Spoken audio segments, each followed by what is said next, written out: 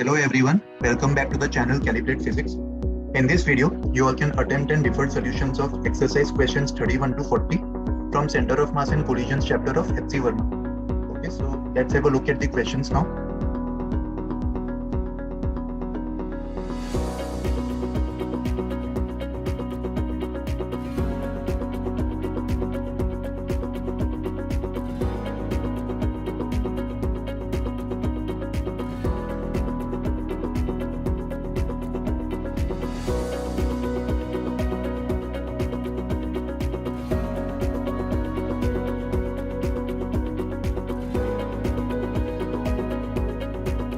Verify your answers from this answer key.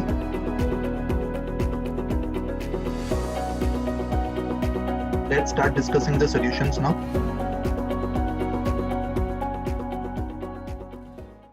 Question number 31. A ball of mass 0.5 kg moving at a speed of 5 meters per second collides with another ball of mass 1 kg. After the collision, the balls stick together and remain motionless. What was the velocity of 1 kg block before the collision? So ये perfectly inelastic collision का case है. दोनों balls का final momentum 0 होगा. दोनों stick होके motionless हो रहे. That means initial momentum भी 0 होगा क्योंकि दोनों blocks का momentum conserved होगा क्योंकि दोनों blocks पे external force 0 लग रहा है, right? So initial momentum को 0 करवाने के लिए 0.5 kg का block अगर 5 meters per second से right की तरफ move कर रहा है तो 1 kg का ब्लॉक लेफ्ट की तरफ मूव कर रहा होगा और अगर अपन राइट को पॉजिटिव मानते तो इनिशियल मोमेंटम क्या होगा पूरे सिस्टम का 0.5 into +5 plus 1 kg into -v और ये 0 के इक्वल होगा.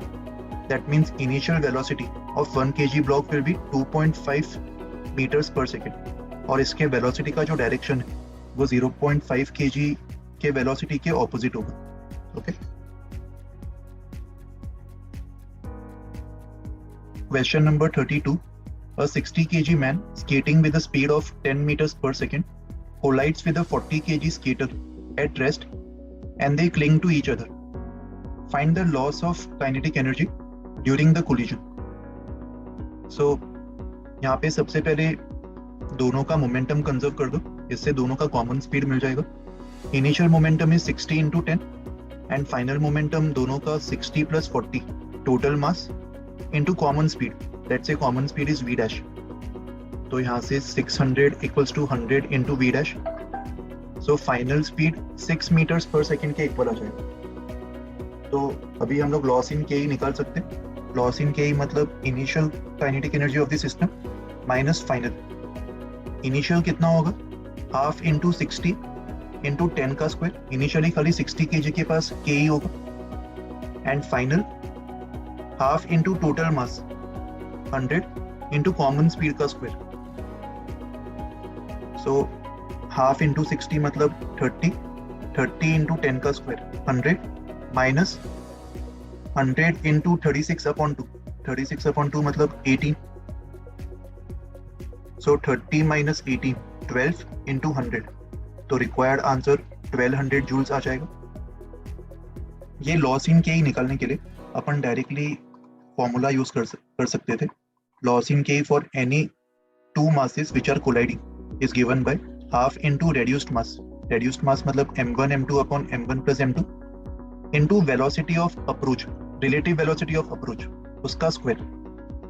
तो इस केस में रेड्यूस्ड मास कितना आ जाएगा? 60 into 40 upon 60 plus 40 and relative velocity of approach 10 metres per second ही होगा क्योंकि दूसरे पर्सन का जो स्पीड है वो 0 है. तो यहाँ से हाफ इंटू 60 इंटू 40 मतलब 2400 अपॉन 100 इंटू 10 का स्क्वायर विच इज 100. तो इससे भी आंसर 1200 जूल्स आ रहा है. ये फॉर्मूला अपन परफेक्टली इनइलास्टिक कोलिजन के लिए अप्लाई करेंगे. परफेक्टली इनइलास्टिक मतलब E की वैल्यू 0 और अगर पार्शियली इनइलास्टिक हुआ तो फॉर्मूला में एक फैक्टर मल्टीप्लाई हो जाएगा. Half into reduced mass into relative speed का square into 1 minus e square for partially inelastic collision. उसके लिए पूरे सिस्टम में लॉस इन के फाइंड आउट करने के लिए अपन ये वाला फॉर्मूला यूज कर सकते हैं. Okay. Question number 33. Consider a head-on collision between two particles of masses m1 and m2.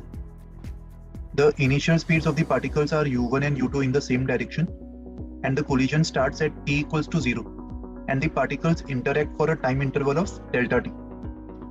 During the collision, the speed of the first particle का speed as a function of time दिया.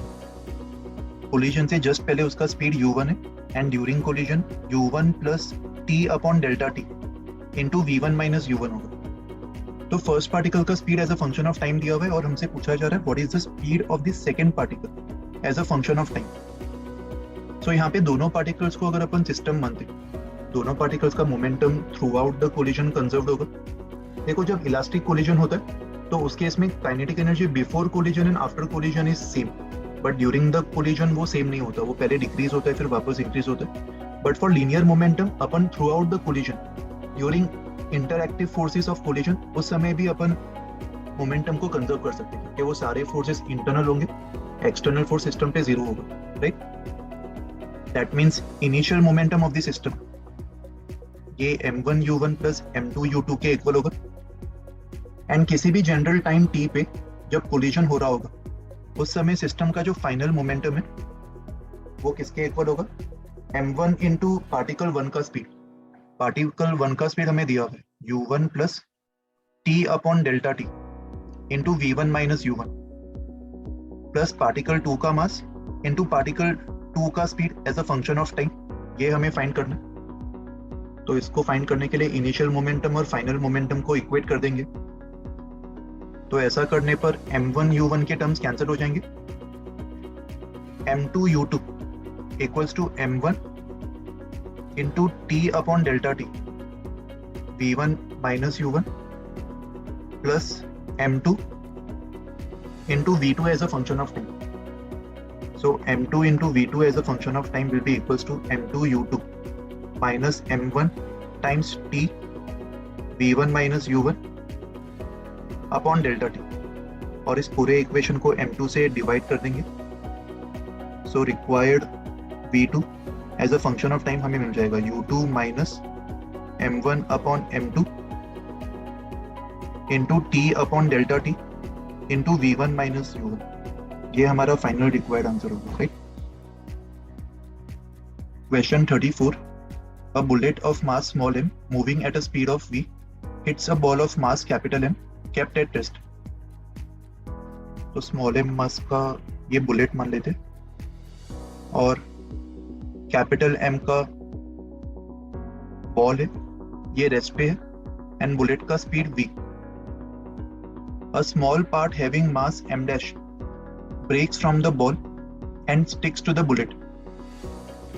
The remaining ball is found to move at a speed of v1 in the direction of the bullet. तो जब ये bullet ball को hit करेगा उसके बाद ball का m dash mass break off होके बुलेट के साथ चला गया होगा, तो बॉल का जो रिमेनिंग मास है वो capital M minus m dash होगा और इस रिमेनिंग मास का स्पीड v1 और जो बुलेट इसके अंदर से निकला उसका ओरिजिनल मास स्मॉल m और वो बॉल का m डैश मास अपने साथ लेके जा रहा है, राइट. सो हमसे पूछा गया find the velocity of the bullet after the collision. इसका वेलोसिटी v डैश मान लेते हैं. तो यहाँ पे भी बुलेट और बॉल इस पूरे सिस्टम का अपन मोमेंटम कंजर्व कर सकते हैं. Initial momentum equals to final momentum. Initially खाली बुलेट का होगा m into v and finally ball का m minus m dash into v1 and bullet का m plus m dash into v dash. तो यहाँ से v डैश हमें मिल जाएगा m plus m dash into v dash. This will be equals to mv minus m dash into v1 और इसको m plus m dash से divide कर दो. सो ये v डैश का फाइनल आंसर होगा, right. Question 35. A ball of mass small m moving at a speed of v makes a head-on collision with an identical ball at rest. The kinetic energy of the balls after the collision is 3/4 of the original. Find the coefficient of restitution. तो अगर मैं original ke को half mv square लिख सकता तो final के 3/4 हो गया होगा, दैट मीन्स लॉस इन के 1/4 ऑफ ओरिजिनल के होगा, इसको के मान लेते हैं, तो लॉस इन के बाई 4 एंड लॉस इन के का रिजल्ट क्या होगा, half into reduced mass m1 m2 upon m1 plus m2 into relative velocity of approach का स्क्वायर मतलब v square into 1 minus e square. किसी भी टाइप ऑफ कोलिजन में ये लॉस इन के होगा for any two masses involved, और इस case में half mv square equals to k लिख सकते हैं, right. So half m square upon 2n मतलब m by 2 into V square and half mv square ये k के इक्वल होगा, that means this will be k by 2 into 1 minus E square. So यहाँ से 1 minus E square equals to half के equal आ जाएगा, that means e square will be equals to half, that means coefficient of restitution e will be equals to 1 upon root 2, right. Question 36, a block of mass 2 kg moving at 2 meters per second collides head on with another block of equal mass kept at rest. So ये 2 kg का block है, इसका speed 2 meters per second दिया हुआ है and दूसरा block उसका भी मास 2 kg दिया हुआ है and this is at rest. Find the maximum possible loss in K due to collision. So maximum loss in Ke will be for completely inelastic collision and maximum loss in Ke का formula क्या होगा, half into reduced मास, इस case में reduced mass 2 into 2 upon 2 plus 2 into velocity of approach का square. सो ये half into 4 upon 4 into 2 का square, तो required answer 2 joules आ जाएगा। ये मैक्सिमम लॉस होगा के में, यहाँ पे E की वैल्यू 0 ले रहे तो इंटू 1 माइनस ई स्क्वायर, ये वाला फैक्टर मल्टीप्लाई करेंगे तो खाली 1 बच जाएगा, राइट। बी पार्ट में क्या बोला, if the actual loss in K is half of this maximum find the coefficient of restitution. So actual loss इस केस में 1 जूल्स हो रहा है और इसकी वैल्यू भी half into reduced mass 2 into 2 upon 2 plus 2 into velocity of approach का square into 2 square, और इस केस में कोफिशिएंट ऑफ रेस्टिट्यूशन पता नहीं है तो इंटू 1 माइनस ई स्क्वायर के फैक्टर से भी मल्टीप्लाई कर देंगे, तो यहाँ पे भी ये और ये कैंसिल हो जाएगा, 2 square upon 2 will be equals to 2, so 1 minus E square is half, तो ई स्क्वायर भी हाफ के इक्वल आ जाएगा, तो यहाँ से कोफिशिएंट ऑफ रेस्टिट्यूशन की वैल्यू 1 अपॉन रूट 2 के इक्वल आ जाएगा, राइट। सो ऐसे टाइप के सवाल को सॉल्व करने के लिए अपन ये फॉर्मूला याद रख सकते हैं, ये बहुत ही इफेक्टिव होगा। Loss in K for 2 masses involved in any type of collision is half into reduced mass m1 m2 upon m1 plus m2 into relative velocity of approach का square into 1 minus e square। तो e की value कुछ भी हो सकती है for any type of collision, loss in के find करने के लिए अपन ये फॉर्मूला अप्लाई कर सकते हैं, okay. Question number 37. A particle of mass 100 grams moving at an initial speed of u collides with another particle of same mass kept initially at rest. So यहाँ पे 100 ग्राम का पार्टिकल है, इसका स्पीड u दिया हुआ है एंड एक और 100 ग्राम का पार्टिकल है, ये रेस्ट पे। If the total kinetic energy becomes 0.2 joules after the collision, what could be the minimum and maximum value of u? So यहाँ पे after collision final Ke दिया हुआ है 0.2 joules and loss in Ke को delta K मान लेते, तो initial Ke को Ki मान लेते, that means initial Ke minus final Ke, ये loss in Ke होगा, तो initial Ke की value will be equals to final K plus delta K।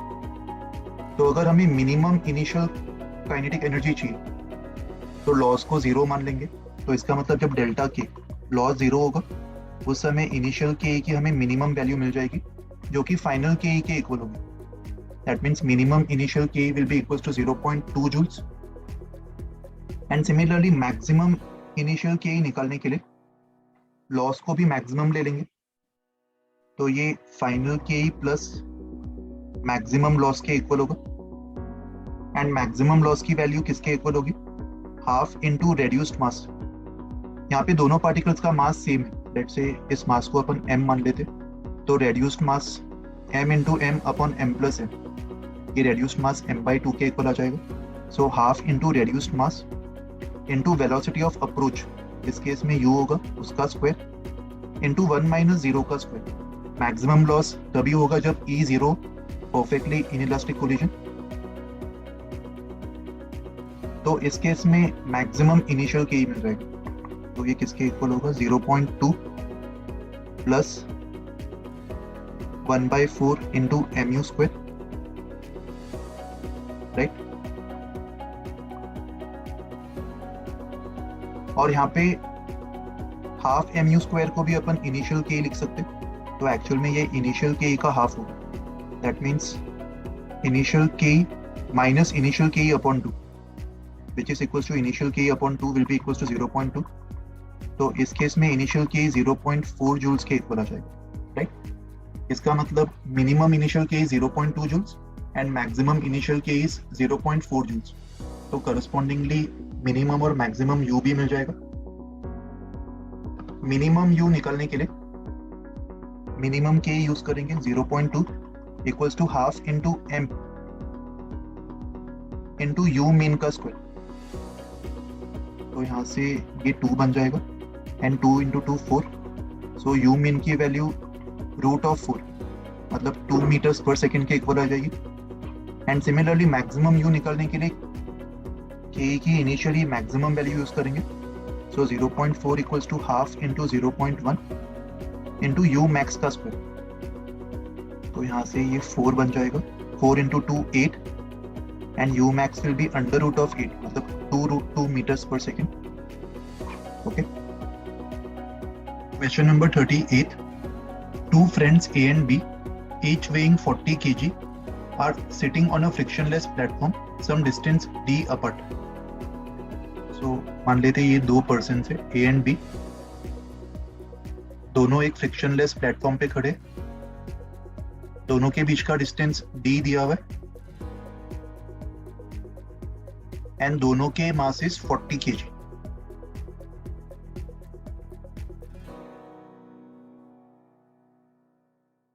A rolls a ball of mass 4 kg on the platform towards B, which B catches. Then B rolls the ball towards A and A catches. So the ball keeps on moving back and forth between A and B. The ball has a fixed speed of 5 meters per second on the platform. तो initially ball ए के हाथ में था और ball का speed हमेशा platform के ऊपर ग्राउंड के रिस्पेक्ट में 5 मीटर्स पर सेकेंड होगा। तो क्वेश्चन के ए पार्ट में क्या पूछा है, find the speed of A after he rolls the ball for the first time. तो फर्स्ट टाइम जब ये बॉल को रोल करेगा उस समय अगर मैं बॉल और पर्सन ए को एक सिंगल सिस्टम मानूं, ये पर्सन ए है, ये पर्सन बी है और बॉल का मास 4 kg दिया हुआ, तो जब ए बॉल को फेंकेगा उसने बॉल पे राइट पे फोर्स लगाया होगा एंड बॉल ने एग्जैक्टली सेम फोर्स लेफ्ट पे लगाया होगा पर्सन के ऊपर, तो पर्सन ए और बॉल इनका अपन मोमेंटम कंजर्व कर सकते हैं बिकॉज एक्सटर्नल फोर्स 0 होगा। इनिशियल मोमेंटम 0 था तो फाइनल मोमेंटम भी 0 होगा। बॉल ने finally 5 metres per second right के तरफ वेलोसिटी एक्वायर किया होगा एंड पर्सन ए ने कुछ वेलोसिटी लेफ्ट की तरफ एक्वायर किया होगा, लेट्स से v'। तो मोमेंटम कंजर्वेशन से 4 into 5 minus 40 into v' should be 0, सो यहाँ से v' 0.5 मीटर्स पर सेकेंड आ जाएगा, राइट। सो जब पर्सन ए बॉल को फर्स्ट टाइम फेंकेगा उसका speed 0.5 metres per second left की तरफ होगा।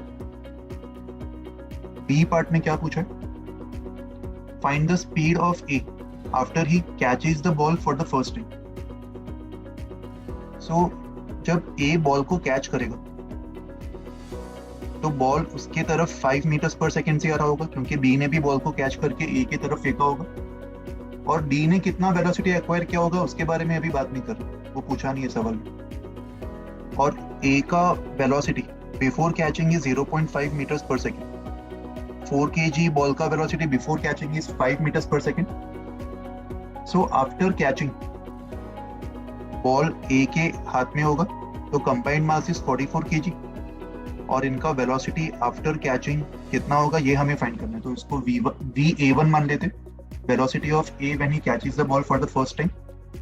तो अगेन लेफ्ट को पॉजिटिव मानते हुए लीनियर मोमेंटम कंजर्व कर दो.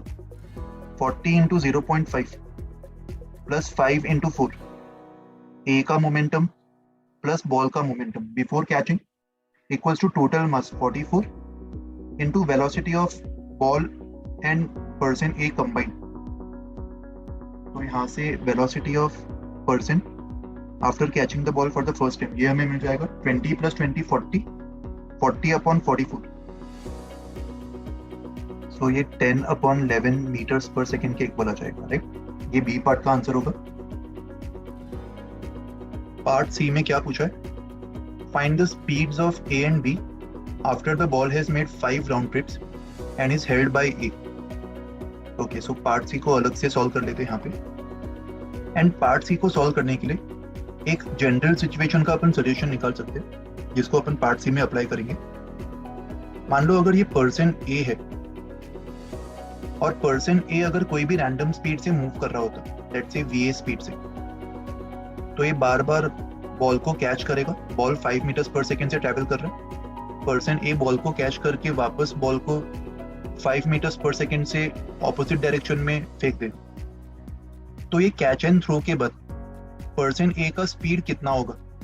अगर इसका अपन जनरलाइज फॉर्मूला अप्लाई कर दे तो इसी फॉर्मूला को अपन पार्ट सी में बार बार अप्लाई कर सकते हैं, क्योंकि पार्ट सी में 5 राउंड ट्रिप्स के बाद फाइनल स्पीड निकालना एंड 5 राउंड ट्रिप्स तक अगर अपन बेसिक से करेंगे इक्वेशंस लिख के तो काफी लेंदी हो जाएगा, राइट. तो उससे बेटर होगा कि पैटर्न अपन फाइंड आउट करने की कोशिश करें.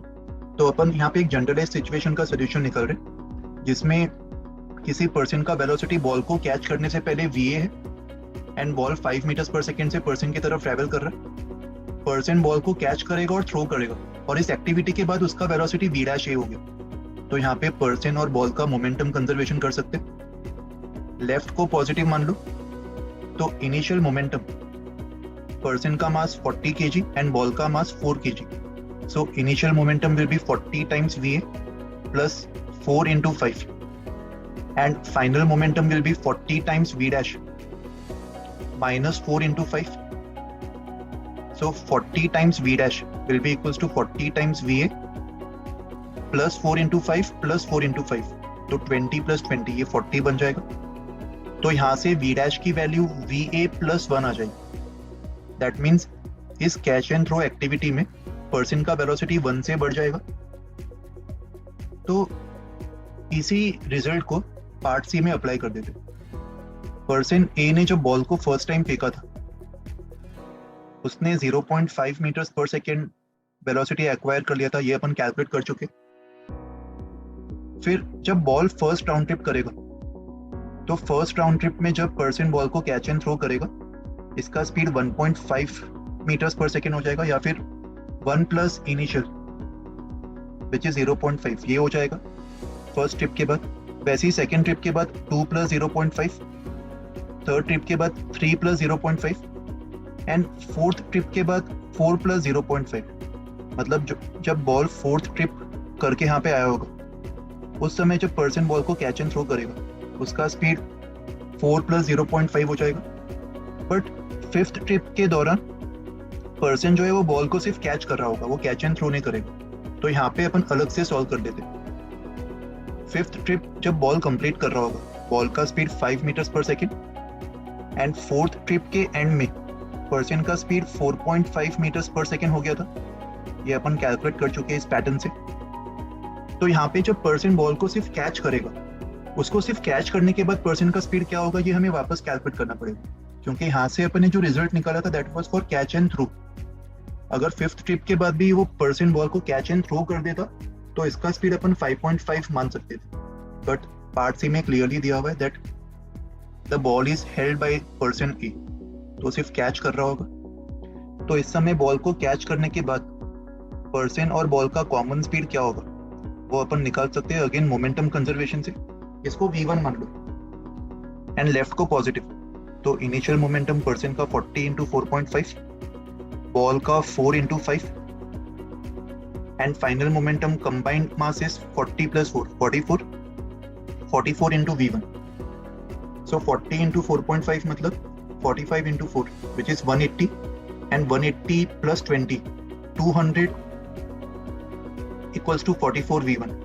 तो यहाँ से V1 की वैल्यू 200 अपॉन 44, ये 50 अपॉन 11 मीटर्स पर सेकेंड होगा. तो फिफ्थ ट्रिप में जब पर्सन बॉल को कैच करेगा उस समय ये उसका स्पीड होगा, और जब वो बॉल को 6 टाइम थ्रो करेगा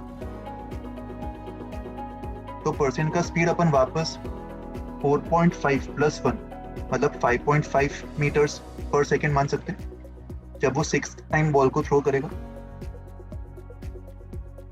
तो अगर पार्ट सी में ऐसे पूछा होता कि 6 ट्रिप के बाद जब पर्सन ने वापस बॉल को थ्रो कर दिया, sorry not 6 trip, 5th trip के बाद पर्सन ने अगर बॉल को वापस कैच एंड थ्रो कर दिया, उस समय उसका स्पीड अगर पूछा होता तो अपन 5.5 बोलते. लेकिन अगर बॉल पर्सन के हाथ में, पर्सन ए के हाथ में, तो पर्सन का speed 50/11 metres per second, right. And ये सेम चीज अपन पर्सन बी के साथ भी कर सकते हैं. पर्सन बी का इनिशियल स्पीड 0 था. जब वो फर्स्ट टाइम बॉल को कैच एंड थ्रो करेगा उसका स्पीड 0 प्लस 1 हो जाएगा. सेकेंड टाइम जब वो कैच एंड थ्रो करेगा तो उसका स्पीड 0 प्लस 1 हो जाएगा 2 मीटर्स पर सेकेंड. एंड जब बॉल ने 5 ट्रिप्स किए होंगे तो पर्सन बी ने ऐसे 5 टाइम्स बॉल को कैच एंड थ्रो किया होगा, तो पर्सन बी का total velocity 5 metres per second अपन डायरेक्टली बोल सकते हैं. So at the end of 5th trip when person A is holding the ball, person A का speed 50/11 metres per second and person B का velocity 5 metres per second. And part B में क्या पूछा, how many times can A role the ball. तो यहाँ पे जब person ए ball को 6 टाइम रोल करेगा उस समय उसका स्पीड 5.5 मीटर्स पर सेकेंड हो गया होगा, एंड बॉल का स्पीड तो 5 मीटर्स पर सेकेंड ही दिया हुआ है. दैट मीन्स पर्सन ए वापस बॉल को कैच नहीं कर पाएगा, और अगर वो वापस बॉल को कैच नहीं कर पाएगा तो वो 7th टाइम बॉल को रोल नहीं कर पाएगा. So total number of times for which he can roll the ball will be 6, right. So part D का आंसर 6 होगा. एंड पार्ट ई में क्या पूछा है, where is the center of mass of the system of A plus B plus ball at the end of the nth trip. तो यहाँ पे A plus B plus ball इस पूरे सिस्टम पे कोई भी एक्सटर्नल फोर्स नहीं लग रहा, एंड ये तीनों A, B और बॉल इनिशियली रेस्ट पे थे, मतलब इनिशियली सेंटर ऑफ मास का वेलोसिटी 0 था, एंड A कॉम इज 0 मतलब सेंटर ऑफ मास का वेलोसिटी हमेशा 0 होगा. तो सेंटर ऑफ मास अपना पोजीशन कभी भी चेंज नहीं करेगा, तो सेंटर ऑफ मास का जो भी इनिशियल पोजीशन होगा वो भी हमेशा सेम रहेगा. तो nth ट्रिप के बाद भी सेंटर ऑफ मास का पोजीशन अपन इनिशियल पोजीशन से मैच करवा सकते हैं. And initially centre of mass का अगर डिस्टेंस मैं पर्सन ए से r1 मान लूं,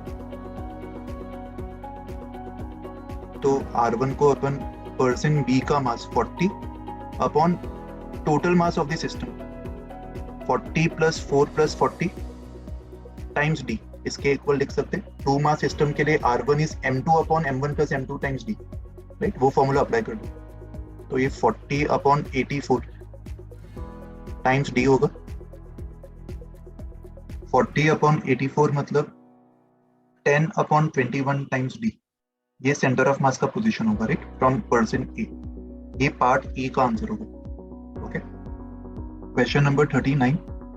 A ball falls on the ground from a height of 2 meters and rebounds up to a height of 1.5 meters. Find the coefficient of restitution. तो अगर मान लो ball 2 metres के हाइट से गिर रहा है तो ग्राउंड को हिट करने से जस्ट पहले इसका speed under root of 2 into g into h होगा. इसको वेलोसिटी ऑफ अप्रोच बोल सकते हैं. एंड रिबाउंड करने के बाद इसका स्पीड वीएस मान लेते हैं, वेलोसिटी ऑफ सेपरेशन. और इस वीएस स्पीड की वजह से ये मैक्सिमम 1.5 मीटर्स हाइट तक जा रहा है. तो वीएस स्क्वायर अपॉन 2g, ये एच मैक्स का फॉर्मूला होगा, ये 1.5 के इक्वल होगा. दैट मीन्स वीएस की वैल्यू 2g इंटू 1.5 का अंडर रूट ये होगा.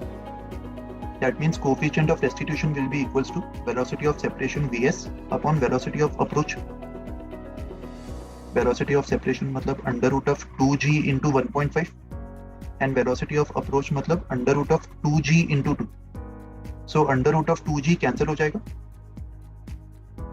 और फाइनल आंसर 1.5 को 3/2 लिख सकते हो, तो अंडर रूट ऑफ 3/4 मतलब रूट 3/2, ये फाइनल आंसर आ जाएगा for coefficient of restitution.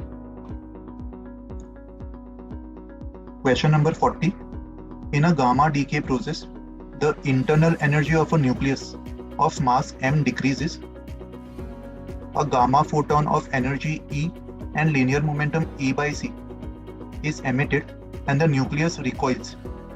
Find the decrease in the internal energy. So मान लेते हैं ये m मास का न्यूक्लियस है और इसमें से एक गामा फोटोन इसने एमिट किया। So गामा फोटोन का linear momentum E by C है और गामा फोटोन का एनर्जी E के इक्वल दिया हुआ है और इनिशियल मोमेंटम सिस्टम का 0 था, तो सिस्टम का फाइनल मोमेंटम भी 0 होना चाहिए। इसका मतलब न्यूक्लियस ने भी लेफ्ट की तरफ same E by C momentum acquire किया होगा। तो जो इंटरनल एनर्जी होगा, अगर इनिशियल इंटरनल एनर्जी में U मान लो, तो फाइनल इंटरनल एनर्जी में कितना डिक्रीमेंट हुआ होगा? एक तो इस न्यूक्लियस ने E एनर्जी का फोटोन एमिट कर दिया। So let's say delta U is the decrement of the internal energy. तो ये डिक्रीमेंट किसके इक्वल होगा? फोटोन के एमिशन की वजह से E एनर्जी कम हो गया होगा और न्यूक्लियस ने इस मोमेंटम की वजह से कुछ काइनेटिक एनर्जी भी एक्वायर किया होगा लेफ्ट की तरफ, और न्यूक्लियस का काइनेटिक एनर्जी अपन सिंपली मोमेंटम का स्क्वायर अपॉन 2 टाइम्स मास लिख सकते हैं। That means E square upon 2 times C square into m, इतना के इस न्यूक्लियस ने एक्वायर किया होगा और ये के भी उसने अपने इंटरनल एनर्जी के एक्सपेंस पे एक्वायर किया होगा। That means overall decrement internal energy में कितना हुआ होगा? फोटोन के एमिशन की वजह से E और न्यूक्लियस के ये काइनेटिक एनर्जी एक्वायर करने की वजह से और इतना। So total decrement will be E plus E square upon 2C square m, right? ये फाइनल आंसर है। So guys, this completes our discussion of all the questions from this video. Keep up the hard work and continue solving many such questions from other videos of this channel as well. You all can also subscribe to the channel Calibrate Physics and click on the bell icon to get regular updates of many such videos in the future. So guys, thank you for watching this video and do take very good care of yourselves.